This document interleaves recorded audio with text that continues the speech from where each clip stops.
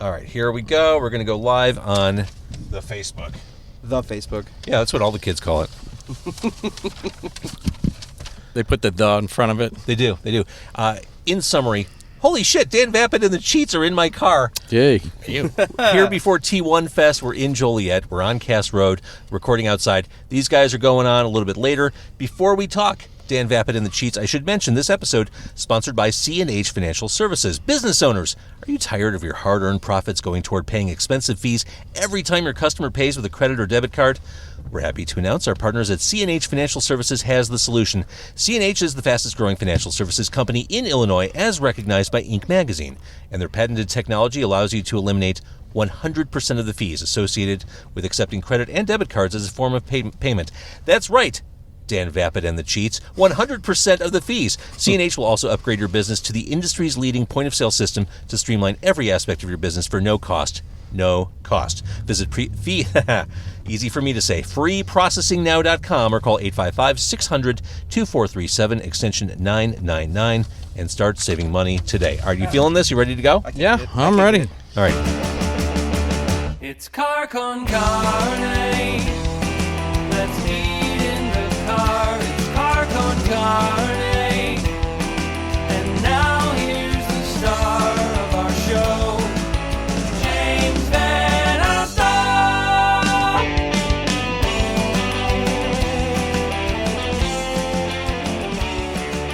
So Dan, you just pulled up. I just pulled you up. You literally pulled up to the Forge in Joliet, got out of your car, jumped into my car.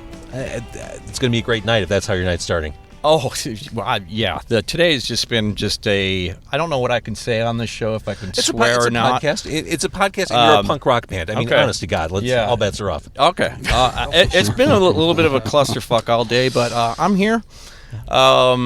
I don't think we're running late necessarily, so I guess that's good. Yeah. We're a little tight on time. All right, so a little tight, but be quick. We'll hit the high points. Cool. Brevity is a good thing in interviews. Yeah. Do you miss being in Chicago full time? I really don't. The thing with Chicagoans.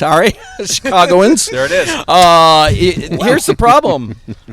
Is that it's you reach a certain point in your life and it just gets a little too crowded. It gets expensive. I got a little tired of red light cameras, and I got tired of having to pay to park and and being the constant congestion. There is parts of me that really does miss. I miss Simon like crazy, and like other friends and stuff like that in certain places. But day-to-day life, I would say no. I like being in a small town, but I also like being in a progressive environment. So I miss Chicago for that reason as well, because where I'm at now is Southern Illinois, and it's it's kind of a red part of the state. To say. Put it lightly. So my lasting impression of driving through downstate Illinois is just that humongous crucifix when you drive past Effingham. I think that says it all. Yeah. That is unbelievable. We should introduce the Cheats in the back seat. Yeah. Hello, Cheats. Who's in the back seat? I am Simon in the back seat. I'm Dillon in the back seat next to him. We're missing Gabe, our drummer. Oh. I play guitar, Dillon plays bass, Gabe is inside looking after our merchandise.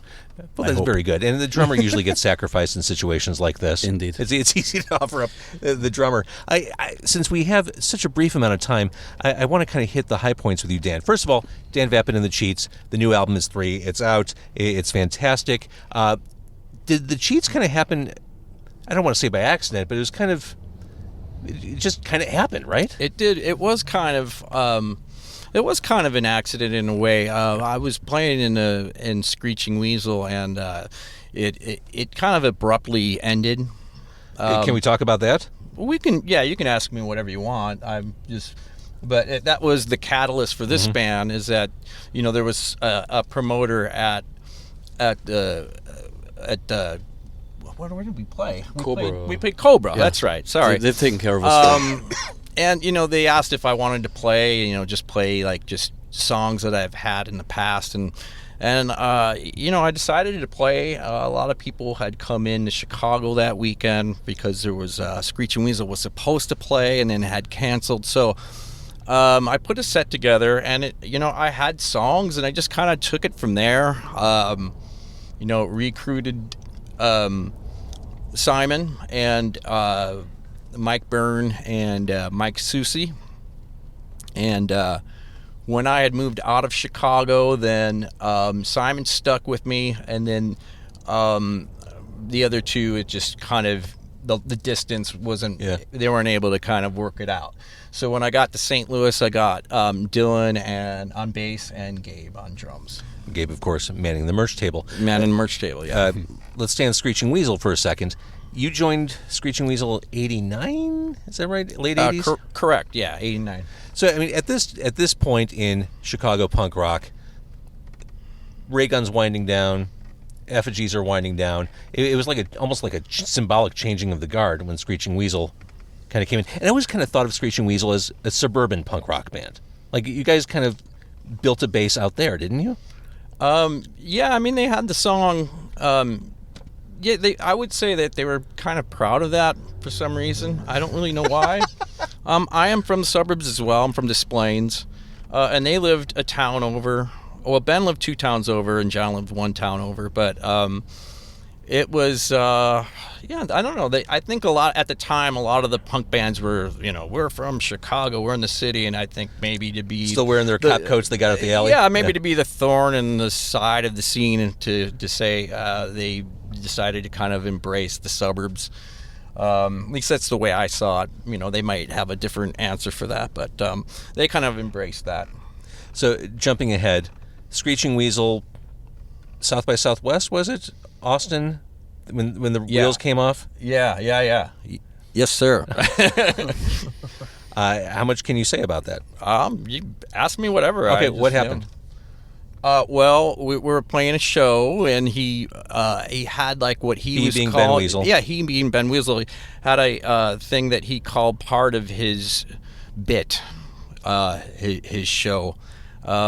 He did warn us that it was going to happen, but in my view, it felt like the equivalent of like if you and a bunch of friends were going to go to a party and said, I don't know if such and such is there, there might be trouble. And then when you get there, they pull out a gun. That's what the equivalent of that night felt like. Anyway, so he goes off on the crowd. I wasn't too pleased about it, but he was doing his quote unquote bit. And then a girl had come on stage and, try to attack him, and then he punched her, and everybody caught it on video. This was the time when it was still pretty new. Everybody just taking video constantly everywhere you went. So it got around very, very fast. I had people, it pretty much went south from there because I didn't back him up on it. His stance on it was that it was her fault. 80% her fault, 20% his fault is the way I remember it. So there was just kind of a lot going up to that point as well, to where for me it felt like the last straw. I was kind of keeping a lot to myself, and maybe I should have said more to him, but I didn't, for the sake of trying to avoid an argument with him, because he's kind of hard to argue with. So I think after the punch of the woman, I had had it. I didn't technically quit, but we had a letter that we put out, and when he saw it, he asked me about it, and if I had written it and signed off on it, and I said yes, and then he said, okay, you're fired. I'm like, okay. And here we are. So after that point, that's kind of when that show had started that I was talking about earlier at Cobra. So that opportunity kind of happened after that, and so 8 years or whatever, here we are. That grew out of that ugly situation. Yeah, for sure. I think you guys are great. I'm actually really excited to see you tonight.